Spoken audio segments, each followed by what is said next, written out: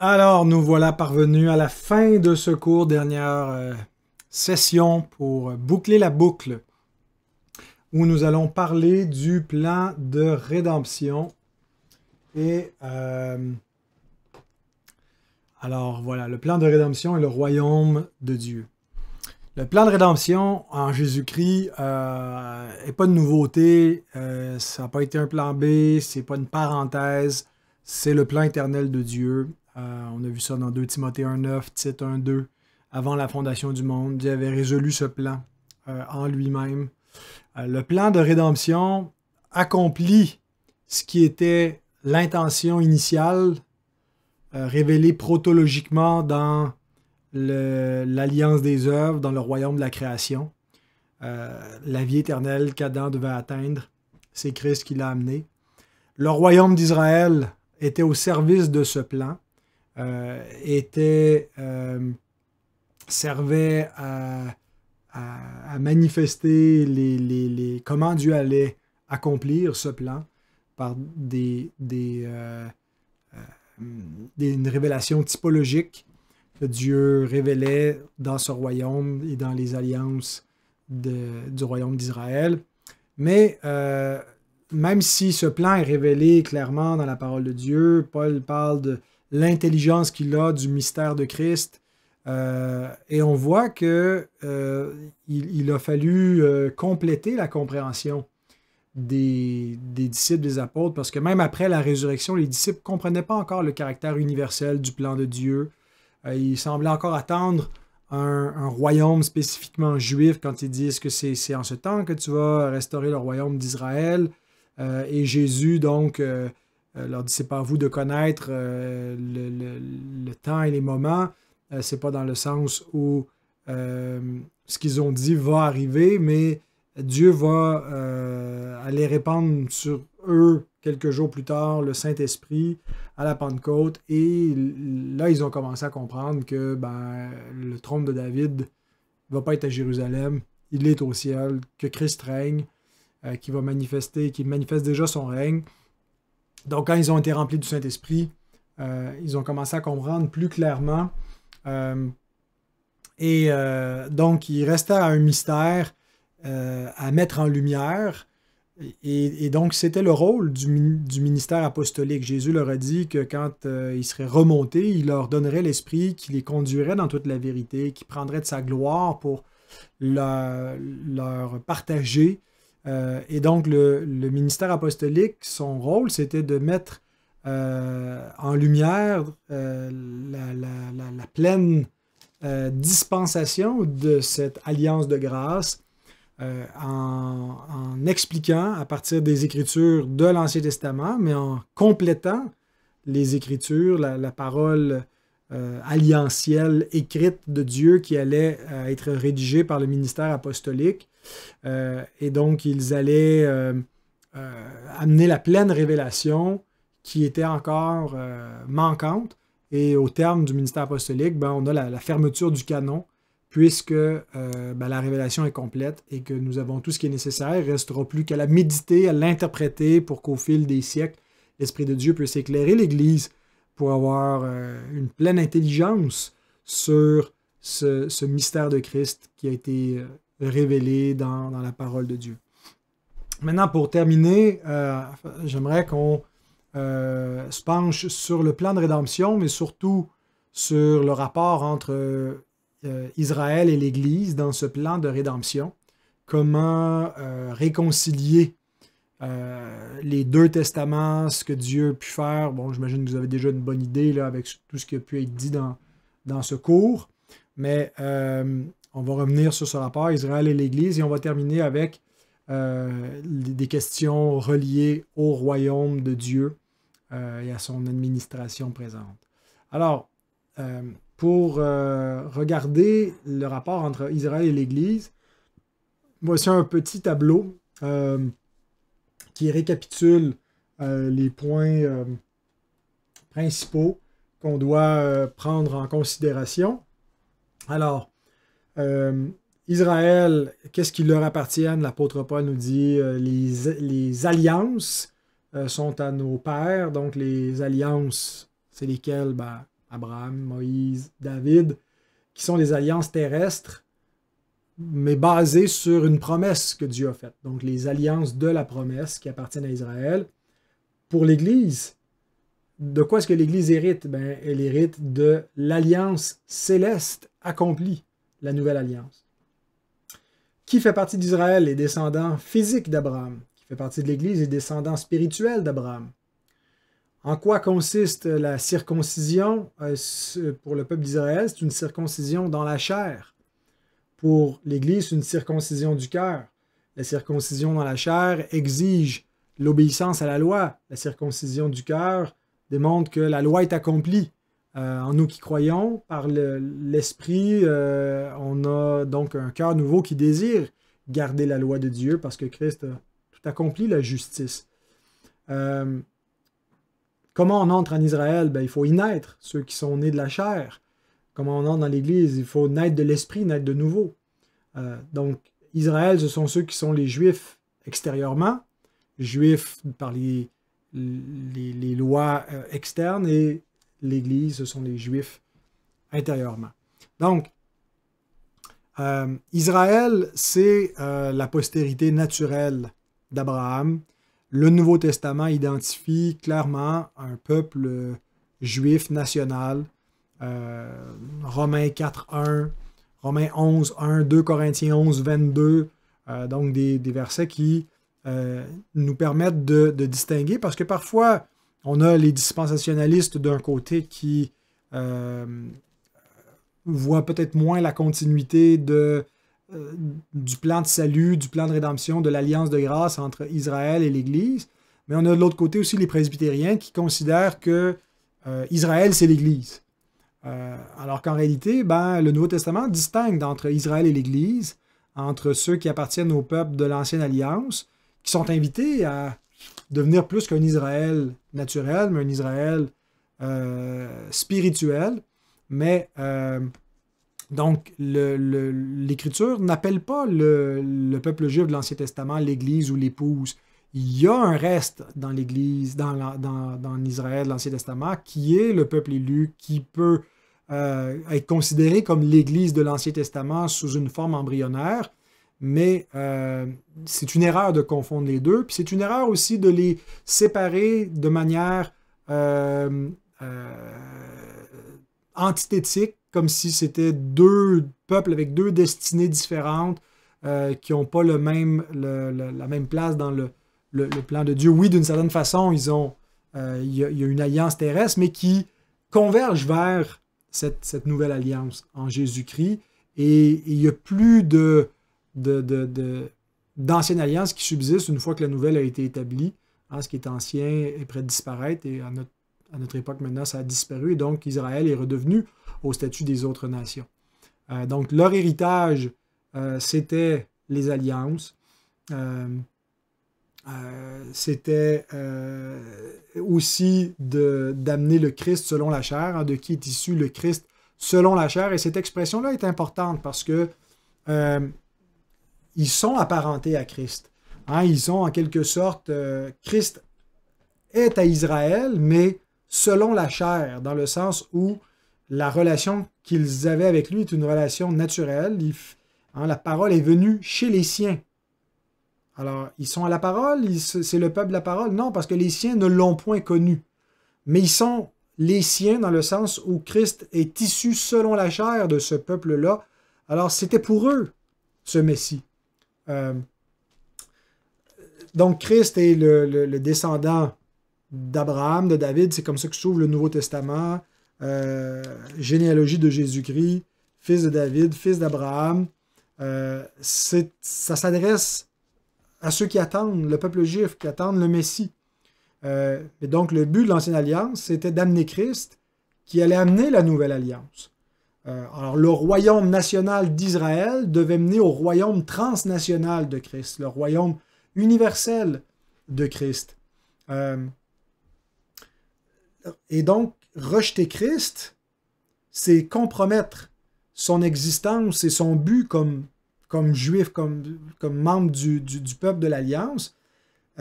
Si on passe à côté du Messie, si on passe à côté de Christ, qu'est-ce qui reste? Il n'y a plus de... finalement, on se met en dehors de l'héritage qui nous est promis. On se déshérite soi-même et il nous arrive exactement ce qui est arrivé allégoriquement à Agar et son fils. Chasse l'esclave et son fils qui n'héritera pas avec mon fils, le fils de la promesse. Et c'est ce que Paul dit. Agar et ses enfants correspondent à la Jérusalem actuelle, qui est dans la servitude et qui n'obtiendra pas l'héritage promis. Pourquoi? Parce qu'elle a rejeté le Messie. Donc, Paul nous montre que la place des païens et qui devient le peuple de Dieu dans l'Église était de tout temps l'intention de Dieu. Il nous le montre dans Romains 4, versets 9 à 17, où il montre qu'Abraham n'est pas seulement le père des circoncis, mais il est aussi le père des incirconcis qui croient. Il est le père des circoncis de façon naturelle, mais il est le père des circoncis qui croient dans un sens spirituel. Et la séquence est importante parce qu'il nous dit que quand Abraham a reçu la justification qui donne la vie, il était incirconcis et qui est devenu circoncis ensuite afin d'être le père de tous les incirconcis qui croient et des circoncis qui ont la foi de leur père Abraham. Et donc, il y a eu déjà une révélation de la place des incirconcis dans l'Alliance de grâce qui est antécédente avant la place des circoncis, même si dans le reste de l'histoire du salut, c'est les Juifs qui étaient là avant les païens, mais Abraham était en quelque sorte un païen, un incirconcis, quand il est entré dans l'Alliance de grâce par la foi, qu'il a cru et qui a été déclaré juste, et c'est seulement après qu'il a été un circoncis. Et Paul, finalement, il voit un ordre ici où Dieu a montré, avant de montrer une spécificité juive pour le salut, une intention universelle du salut, que c'est pour tous les hommes. Dieu va commencer avec le peuple juif, mais l'intention que ce soit donné pour tous les hommes était dès le départ. Et donc, c'est pas une nouveauté. Galates 4 nous montre que les Juifs qui se sont opposés à ce plan de Dieu en Jésus-Christ ne sont pas Israël, ils sont Ésaü. Hein? J'ai aimé Jacob et j'ai haï Ésaü. C'est une façon de parler, c'est pas que Dieu conçoit de la haine envers Ésaü, mais c'est que Ésaü n'a pas été retenu comme l'héritier des bénédictions d'alliance. Pourtant, il est un fils d'Abraham, lui aussi, il est un descendant d'Isaac, mais c'est pas lui qui a eu la bénédiction. Pourtant, c'était lui qui avait le droit d'aînesse, c'était lui qui était le frère aîné. Le frère aîné, qui nous est donné aussi dans la parabole des deux fils, n'aura pas l'héritage parce qu'il n'est pas en communion avec son père. Bon, on ne sait pas, la fin de l'histoire de cette parabole ne le dit pas, mais Ésaü ne reçoit pas l'héritage et c'est typologique des frères aînés, les Juifs, qui ont rejeté le Messie et donc qui ne sont pas en faveur de Dieu, qui ont plutôt la défaveur de Dieu. Et donc la haine, en quelque sorte, c'est une façon de parler, là, c'est pas que Dieu conçoit de la haine, comme je l'ai dit, mais qui sont sous la colère de Dieu plutôt que sous la grâce de Dieu. Et donc, ils ont été des vases de colère formés pour le jour de la destruction, le jour du jugement. Mais Dieu a voulu manifester sa miséricorde à des vases d'honneur parmi les Juifs, mais aussi d'entre les païens. Et ce qui fait que quelqu'un devient un vase d'honneur, c'est sa relation par rapport au Messie. Est-ce que Dieu est injuste envers eux après leur avoir promis tant? Ils sont retranchés, ils ne font pas partie. La réponse que l'Écriture donne, c'est non. Car d'abord, Dieu n'a pas rejeté son peuple. Et il y a plusieurs Juifs qui sont entrés dans la nouvelle alliance de grâce, qui ont cru, c'est ce que Paul dit. Moi-même, je suis hébreu, né d'hébreu, puis je suis un héritier de la grâce, puis l'Église primitive était composée principalement de Juifs initialement, avant que ce soit les païens qui composent principalement l'Église. Mais au début, c'était surtout des Juifs. Et donc, mais ce n'était pas tous les Juifs. Il y en avait une majorité parmi Israël qui n'ont pas cru dans le Messie. Mais Paul dit, c'est comme au temps d'Élie. Au temps d'Élie, la majorité du peuple était sombré dans l'incrédulité, dans l'endurcissement et avait fléchi le genou devant Baal. Mais Dieu s'était gardé un reste, élu selon sa grâce, qui n'a pas fléchi le genou devant Baal. Eh bien, au temps de l'apôtre Paul, il dit, il y a encore un reste selon l'élection de la grâce. Et donc Dieu applique à certains, au sein d'Israël, cette grâce de l'élection, parce que ça ne dépend pas de celui qui veut ou de celui qui court, mais de Dieu qui fait grâce. Et il montre aussi que cette grâce de l'élection ne s'applique pas qu'à des Juifs, mais aussi à des non-Juifs. Et donc, le fait que des Juifs qui attendaient ce royaume ne l'ont pas eu, n'annule pas la fidélité de Dieu. Il leur a été offert, mais c'est uniquement dû à leur endurcissement qu'ils ne l'ont pas obtenu. Ils ont eu le privilège d'avoir la révélation de Christ, que les oracles de Dieu leur soient confiés, alors que les autres nations étaient dans les ténèbres et ignoraient ces choses. Donc, les apôtres ont beaucoup utilisé un texte que Jésus a cité au cours de son ministère pour expliquer ce phénomène arrivé à l'établissement du royaume de Dieu et pour montrer ce rejet des Juifs parce qu'ils ont rejeté le Messie et la place que les païens vont prendre, le frère cadet qui reçoit la bénédiction, qui reçoit le droit d'aînesse. Donc, c'est Japhet qui hérite des tentes de Sem, qui reçoit l'héritage. Certains voient là Sem qui est le père des Juifs et Japhet qui représente plutôt les nations qui vont hériter dans les tentes de Sem. Mais c'est quelque chose qui est récurrent. Hein? Jacob qui supplante Ésaü. Donc, ça arrive à plusieurs reprises. Et donc, un des textes, Psaume 118, versets 22 et 23, la pierre qu'ont rejetée ceux qui bâtissaient est devenue la principale de l'angle. C'est de l'Éternel que cela est venu. C'est un prodige à nos yeux. Donc, un texte que le Seigneur a cité dans son ministère, dans ses discussions avec les chefs religieux à Jérusalem, et qui est cité souvent par les apôtres, qui est cité par Paul en Éphésiens 2. Christ qui est la pierre angulaire. Pierre qui cite 1 Pierre 2, 4 à 10, dit que ceux qui bâtissaient, ceux qui attendaient le royaume, mais qui travaillaient aussi dans ce royaume terrestre qui était appelé à entrer dans la maison qu'ils étaient en train de bâtir d'une façon, ils ont rejeté la pierre principale. Et elle est devenue la pierre de l'angle, mais aussi ils se heurtent contre ce rocher de scandale.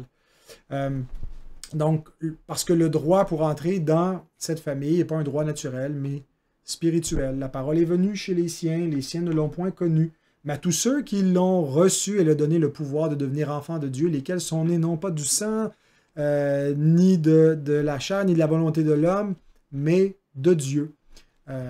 Et Paul va dire que les vrais circoncis, Philippiens 3.3, c'est nous qui rendons notre culte à Dieu par l'Esprit.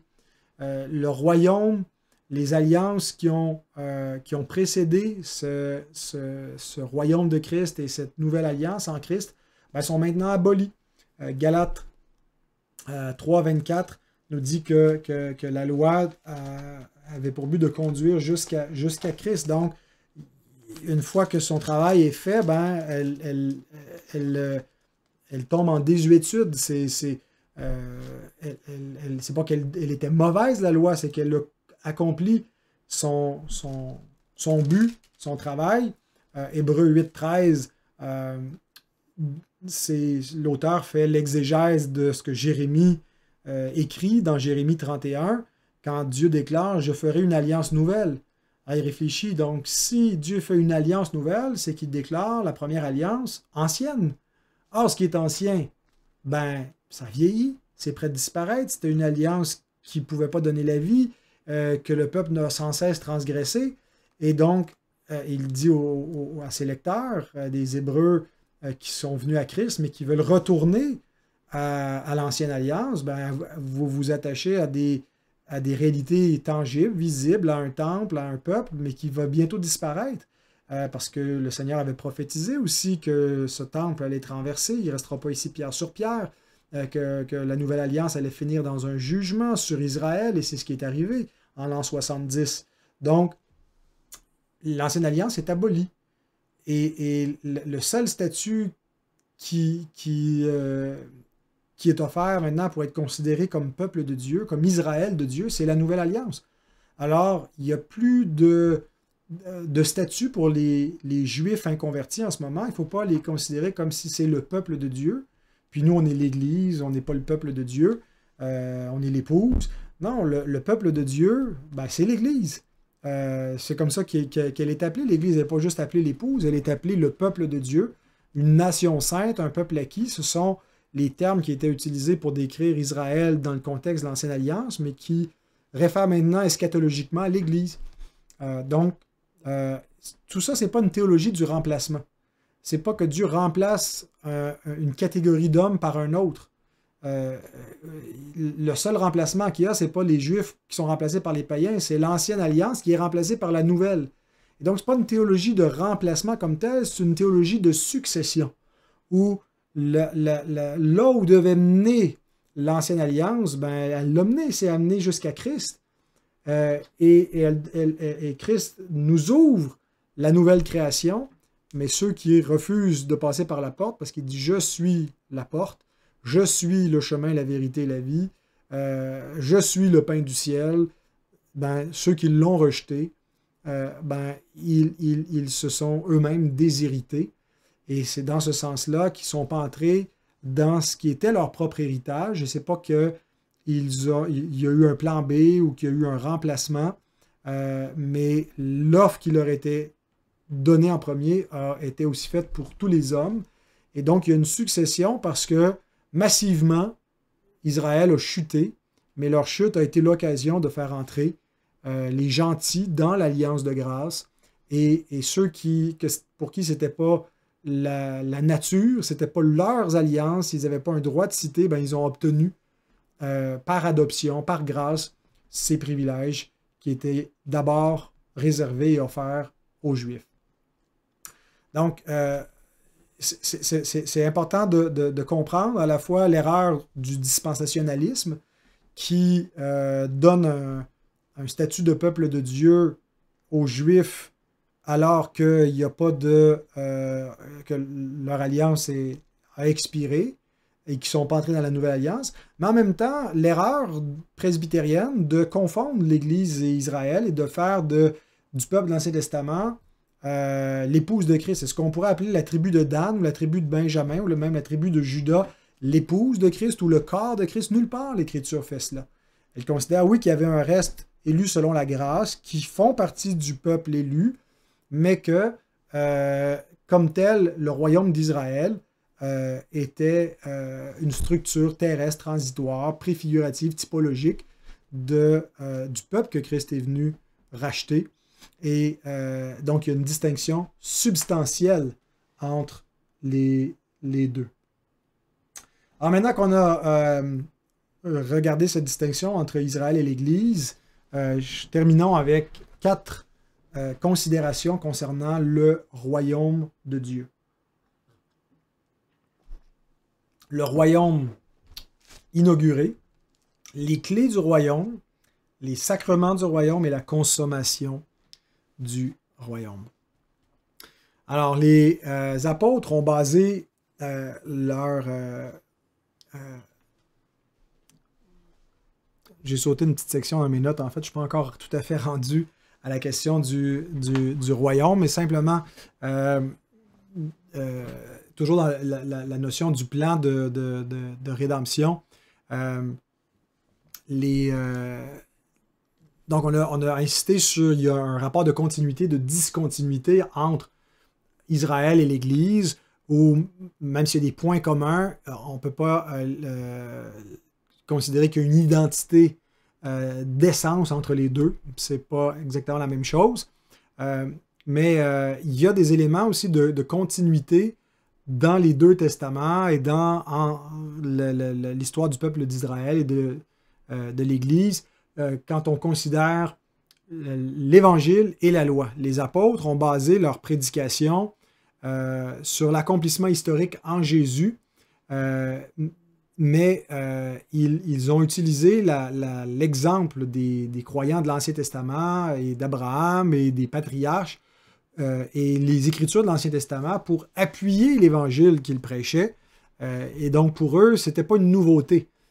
Ils voulaient montrer que, OK, il y a une discontinuité, il y a un point de rupture, il y a une Pentecôte qui vient faire une effusion du Saint-Esprit, puis amener l'Église dans sa phase de structuration comme peuple de Dieu, eschatologique, basé sur sa propre alliance, distinct du peuple d'Israël. Mais la foi de l'Église est la même que la foi des patriarches, la foi à salut. Et donc, l'Épître aux Hébreux nous montre qu'en fait, ce que les patriarches attendaient ultimement, c'était pas le royaume d'Israël, c'était pas le règne de David, c'était une patrie céleste, c'était le Messie, Jésus-Christ. Jésus a vu mon jour, dit le Seigneur, pas Jésus, mais Abraham a vu mon jour et il s'est réjoui. Et donc, il y a une continuité, même s'il y a une discontinuité entre la nature d'Israël et de l'Église, il y a une continuité du moyen de salut, de la rédemption en Jésus-Christ. Ça, c'est pas une nouveauté, c'est là dès Genèse 3.15, dès la révélation de la promesse. Ceux qui ont la foi dans la postérité ont le salut. Il y a une continuité non seulement de l'Évangile, mais une autre chose qui est importante, c'est qu'il y a une continuité de la loi morale. La loi morale, elle est transcendante aux alliances. Oui, c'est la loi morale qui servait de base pour l'alliance mosaïque. Elle est écrite sur les tables de la loi et lorsque Moïse brise les tables, ce qu'il montre, c'est qu'il brise l'alliance. Pourquoi? Parce que l'alliance a été brisée par leur transgression en faisant le veau d'or. Mais le fait que les 10 commandements, la loi morale de Dieu, servait de base à l'alliance mosaïque ne veut pas dire que la loi morale était propre à l'alliance mosaïque. La loi morale transcende l'alliance mosaïque.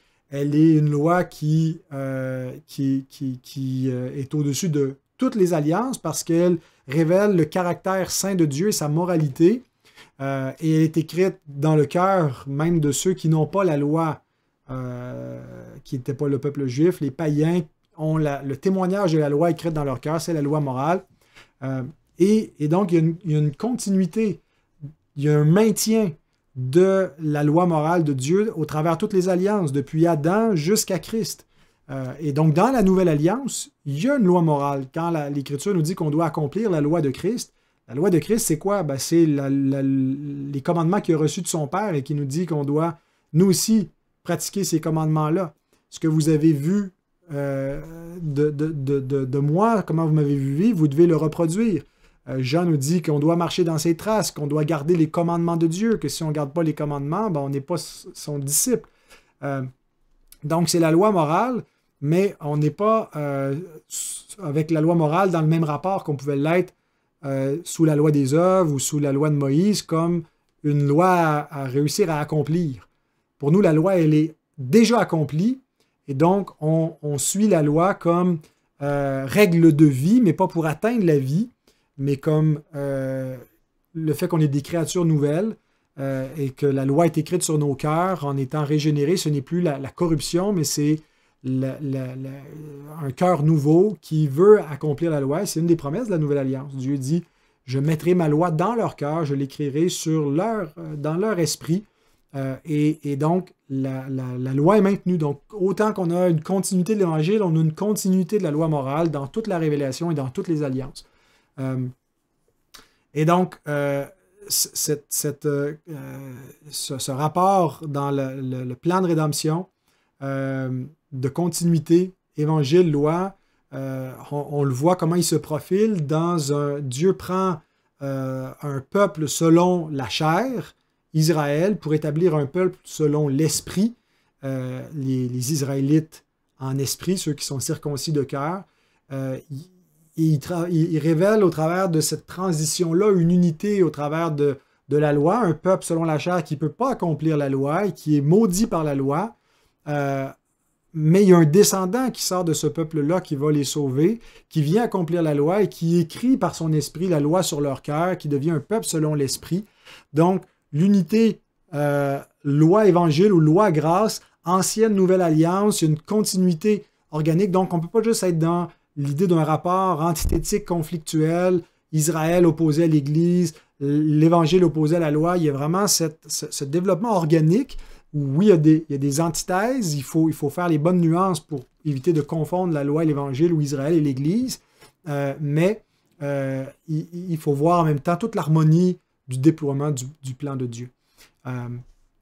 Et donc, Paul considérait que c'était difficile d'expliquer tous ces mystères. Il demandait la prière des croyants, entre autres des Colossiens, dans Colossiens 4, 3 et 4, où il dit « Priez pour moi pour que quand j'ouvre la bouche, je puisse expliquer ce mystère, expliquer toutes comment Christ est celui qui nous permet de tout relier ça. » C'est ce que j'ai essayé de faire au fil de cette présentation.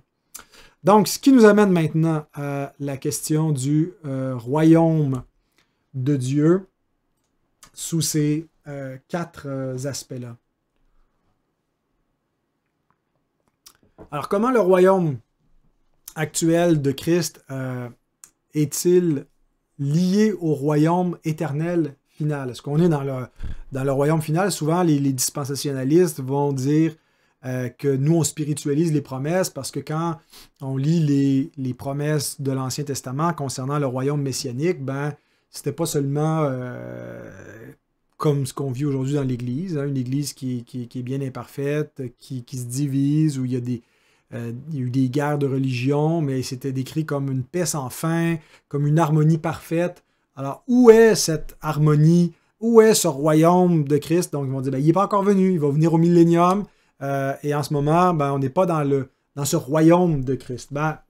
C'est une mauvaise compréhension de comment le royaume de Dieu a d'abord été inauguré, mais il n'est pas encore consommé de façon ultime. Permettez-moi de vous citer Gerhardus Voss, un théologien biblique qui a beaucoup réfléchi à ces questions et qui nous montre le lien entre le royaume actuel de Christ qui est inauguré et qui en même temps est le royaume éternel, le royaume final et eschatologique. Il écrit « Le royaume actuel dans l'enseignement de notre Seigneur est un par essence avec le royaume final. » Donc, ce n'est pas 2 royaumes distincts. C'est le même. C'est un seul royaume. Selon les discours de l'Évangile de Jean, la vie éternelle est déjà, en principe, réalisée ici. La vie éternelle, c'est qu'ils te connaissent, toi, le seul vrai Dieu. Donc, vous avez déjà la vie éternelle. Pourtant, vous allez mourir. Donc, vous n'avez pas la vie éternelle, vous allez mourir. Non, mais vous avez la vie éternelle parce que ça consiste à connaître Dieu. Puis même en mourant, vous ne perdez pas la vie éternelle parce que la mort ne peut pas vous séparer de Dieu.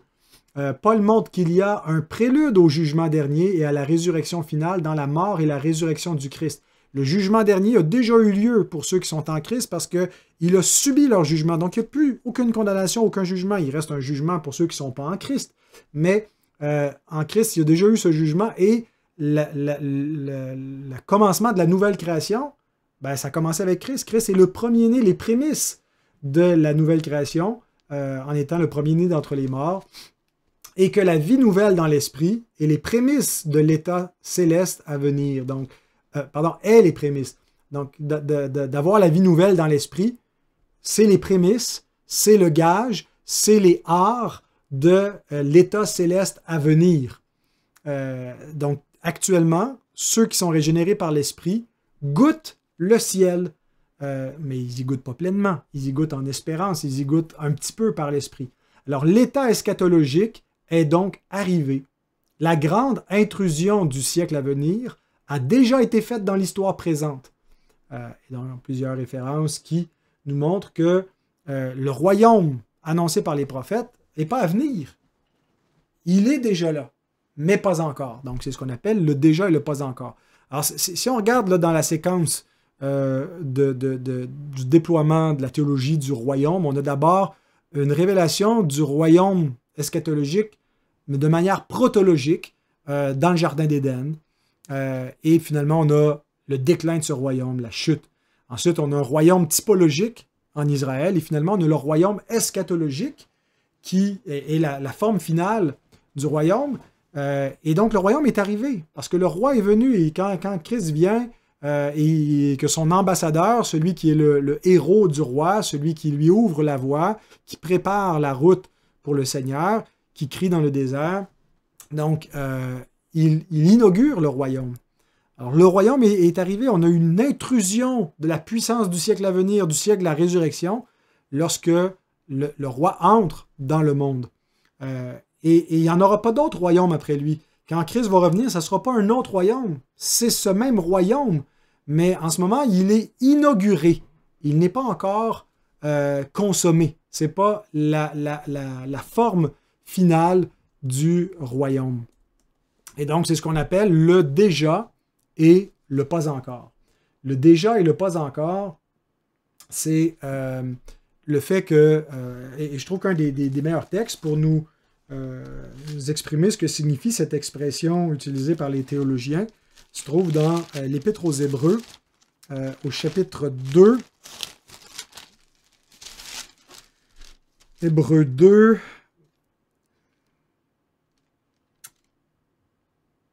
« 9. Mais celui qui a été abaissé pour un peu de temps au-dessous des anges, Jésus, nous le voyons couronné de gloire et d'honneur à cause de la mort qu'il a soufferte. » Alors la question, est-ce que Christ règne? Est-ce que Christ est couronné de gloire et d'honneur? Oui, nous le voyons par la foi. Nous voyons qu'il est entré dans son règne, et une des manifestations de ce règne, c'est l'effusion de l'Esprit que Christ répand sur la terre, qui manifeste qu'on est dans les derniers jours et que le roi est venu et qu'il règne. Mais il ajoute, attendez.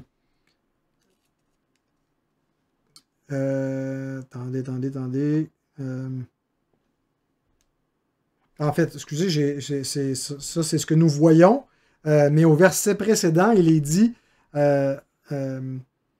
cependant, au verset 8, « Nous ne voyons pas encore maintenant que toute chose lui soit soumise. » Donc, nous le voyons couronné de gloire et d'honneur, mais nous ne voyons pas encore maintenant que toute chose lui soit soumise. Nous le voyons par la foi, mais nous ne voyons pas encore avec nos yeux. Le déjà et le pas encore, c'est pas que Christ va régner plus tard. Il règne en ce moment, mais son règne n'est pas encore visible. Alors, on ne voit pas encore tous les hommes s'agenouiller, toute langue confesser que Christ est Seigneur à la gloire de Dieu le Père.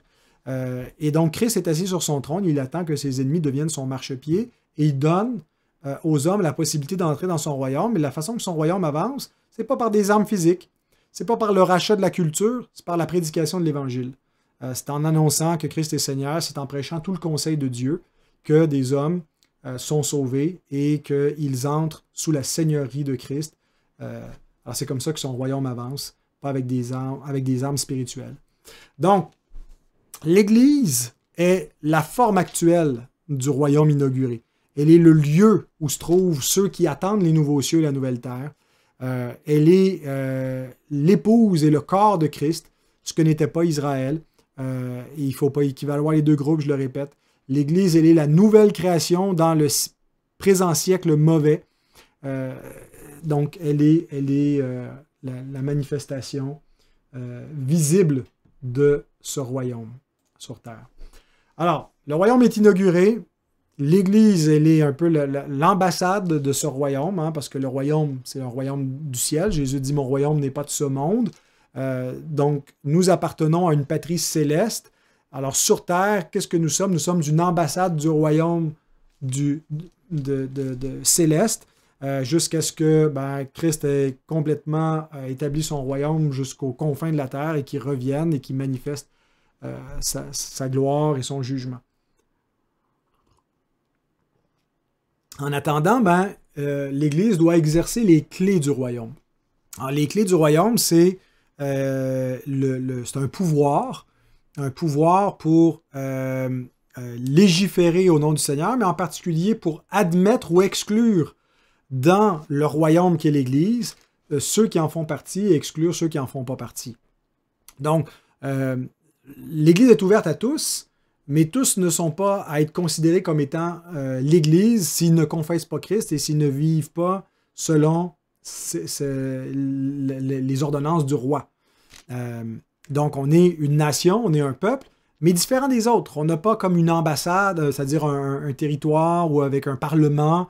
C'est même pas un pouvoir centralisé. Je ne pense pas que la compréhension ecclésiologique de l'Église romaine, qui a fait du Vatican un État parmi d'autres États, mais ils avaient vraiment une vision très, très civile de ce pouvoir de Christ qui devait se manifester sur Terre. En fait, la nature de l'Église, c'est la spiritualité de l'Église. C'est un royaume spirituel. Ce n'est pas un royaume civique. Et il est à l'intérieur de ces structures civiles qui existent dans le monde, mais il est à part de ce monde. Et donc, dans cette nation sainte, dans ce peuple, dans ce royaume, il faut accueillir des gens et parfois bannir des gens du royaume.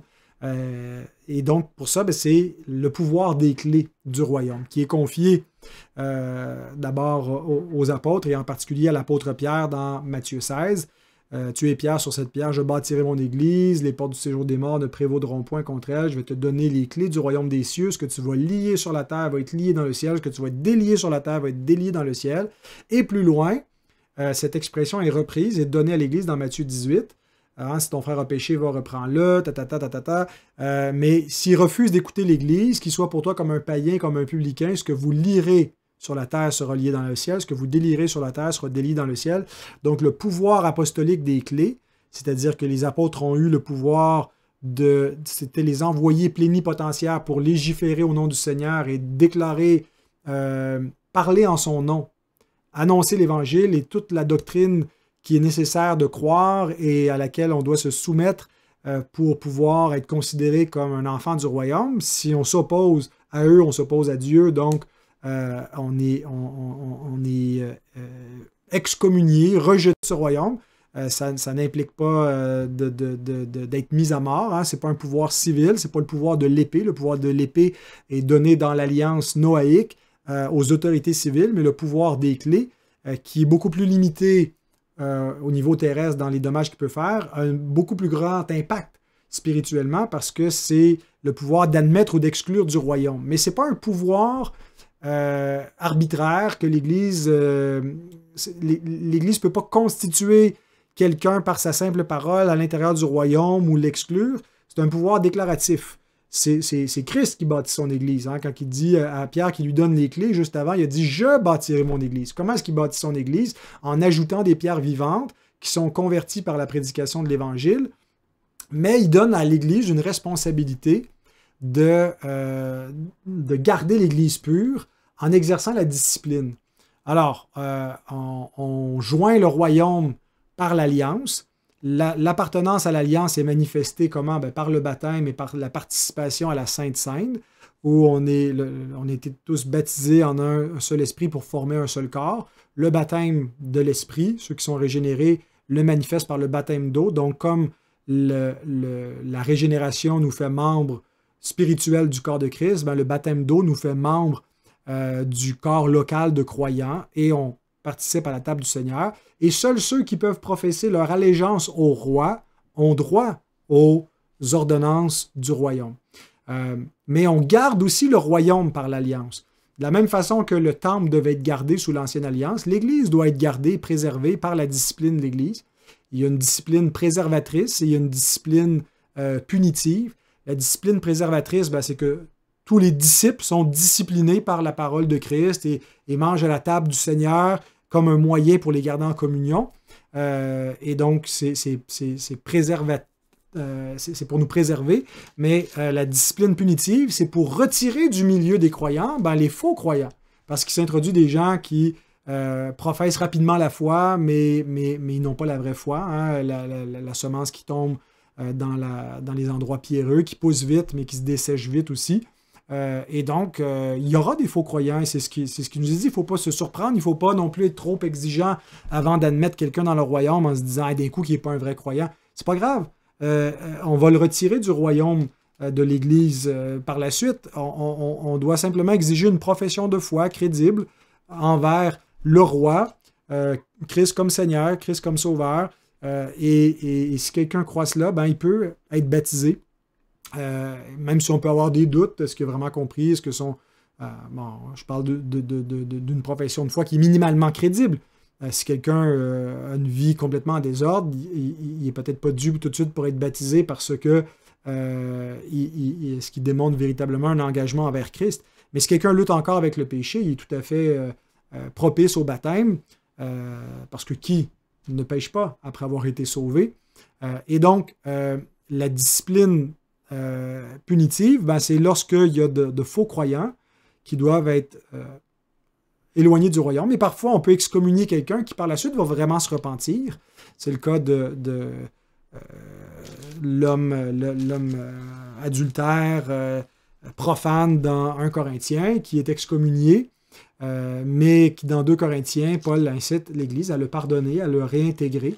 Et il est excommunié comment? Ben, par l'Église. C'est l'Église qui exerce le pouvoir des clés. Donc, donc comme baptiste, on reconnaît que l'Église visible, elle n'est pas parfaitement pure, dans le sens où il y a des faux croyants qui en font partie, mais ça ne veut pas dire qu'ils font partie de la Nouvelle Alliance.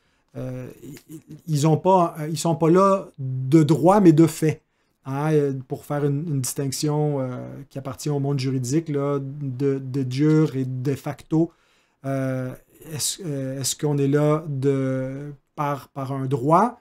Non, parce que l'alliance, la nouvelle alliance n'est pas mixte, elle ne donne pas un statut à ceux qui ne sont pas régénérés, mais l'Écriture nous dit qu'il y a parfois des loups qui s'introduisent parmi les brebis, mais pas juste des loups, des fois c'est des gens qui n'ont pas de mauvaises intentions, qui sont juste des faux croyants, donc ce sont des boucs plutôt, des gens qui ont pas le cœur converti à Christ, mais qui professent du bout des lèvres une profession de foi et qui, et peut-être dans le processus disciplinaire, vont se convertir, peut-être pas. Et donc l'Église visible, oui, a une certaine mixité, mais pas par nature, mais par corruption. Voilà. Alors maintenant qu'on a vu les clés, il y a les sacrements du royaume. J'en ai parlé un petit peu avec le baptême et la Sainte. Mais un sacrement, c'est quoi? Ben, c'est une promesse visible. Dieu donc nous donne des promesses qu'on peut lire, qu'on peut entendre, qui sont proclamées. C'est le moyen principal pour obtenir la grâce. C'est par la prédication de Christ, de l'Évangile, que Dieu sauve le monde, qu'il communique la foi. Donc la prédication, c'est le moyen de grâce principal, mais Dieu donne à ceux qui ont été appelés par sa parole des sacrements qui sont des ordonnances visibles données par Christ qui représentent une promesse. Donc celui qui est baptisé, Dieu lui déclare, tu es uni à Christ dans sa mort et dans sa résurrection. Et donc tu as la vie éternelle. Et ceux qui mangent à la table de Christ, ben, Dieu leur déclare, vous êtes à ma table, vous êtes ma famille, vous êtes en communion avec moi, parce que vous êtes en communion avec mon Fils, le Roi. Et vous avez ce privilège d'être assis ici parce que c'est lui qui vous a admis. Et donc, c'est un symbole aussi qui montre qu'on est en communion avec lui. Alors, il faut marcher en communion. Donc, la tradition réformée n'a pas toujours vu les sacrements comme étant exclusivement une promesse de Dieu pour nous, mais aussi un engagement envers Dieu. Oui, c'est Dieu qui nous fait quelque chose dans les sacrements. Hein, c'est pas nous qui... Il ne faut pas voir le baptême, premièrement, comme notre engagement envers Dieu. C'est une promesse de Dieu envers nous. Mais c'est aussi une alliance où nous nous engageons. Je pense que c'est ce que Pierre dit quand il parle du baptême, qui est l'engagement d'une bonne conscience envers Dieu, où on s'engage à vivre comme disciple.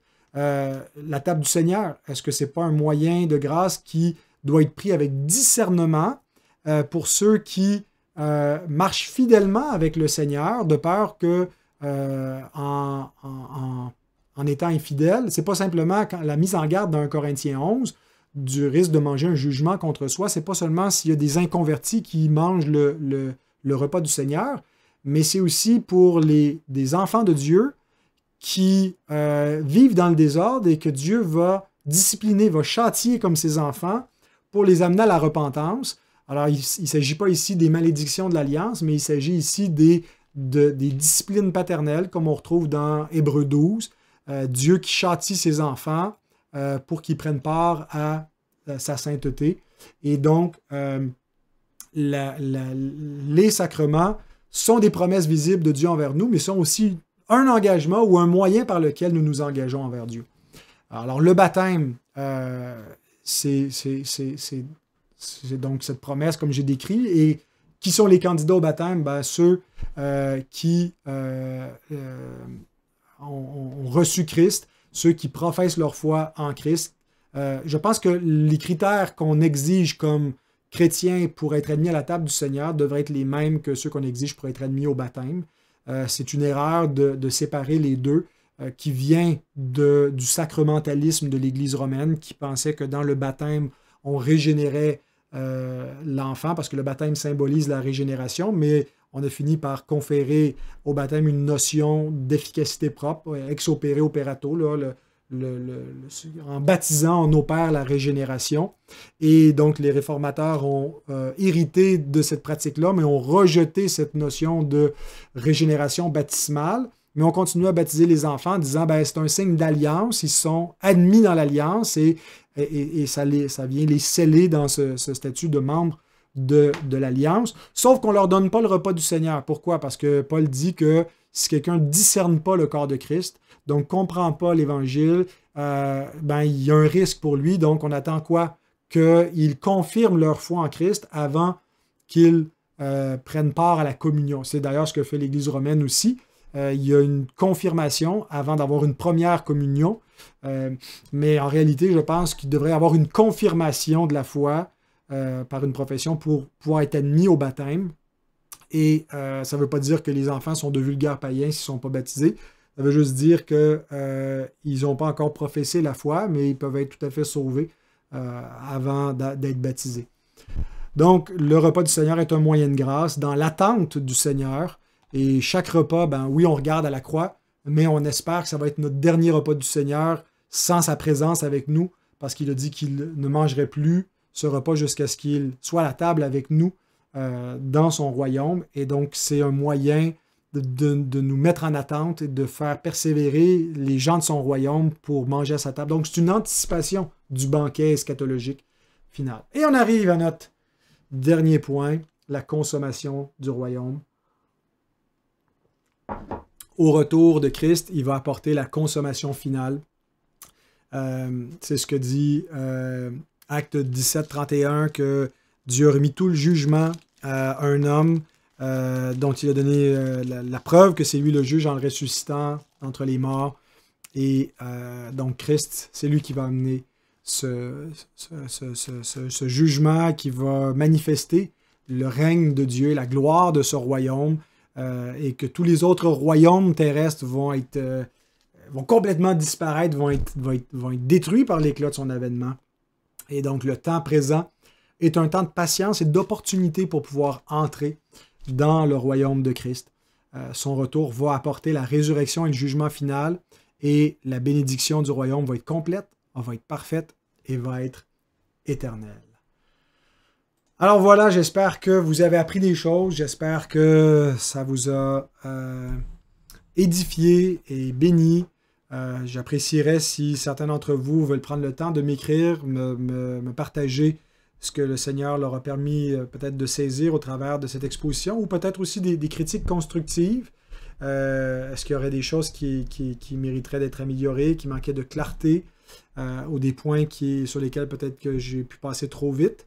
Mais pour moi, c'était la première fois que j'enseignais ce cours-là.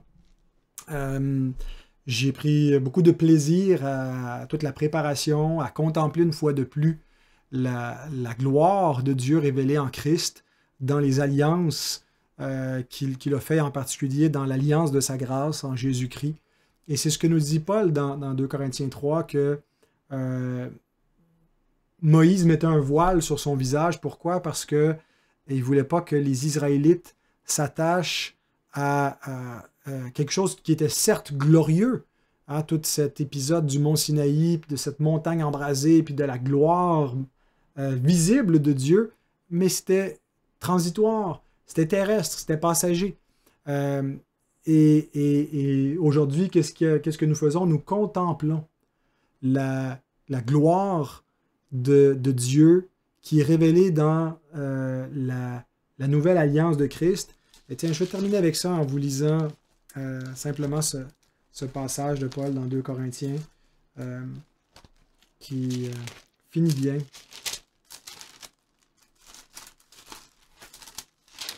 « 2 Corinthiens 3.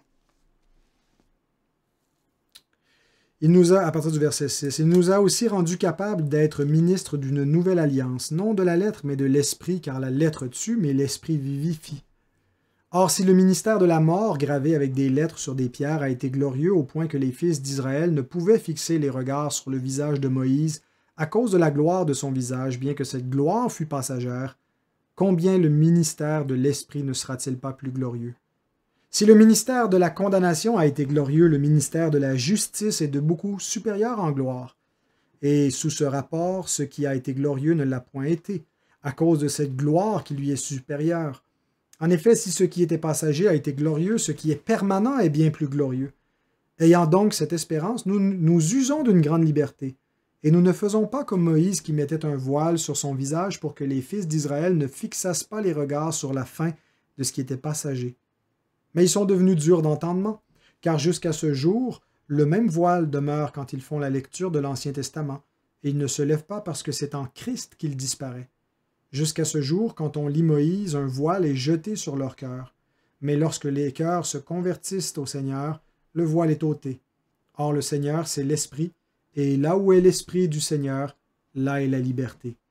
Nous tous, qui le visage découvert, contemplons, comme dans un miroir, la gloire du Seigneur, nous sommes transformés en la même image de gloire en gloire, comme par le Seigneur, l'Esprit.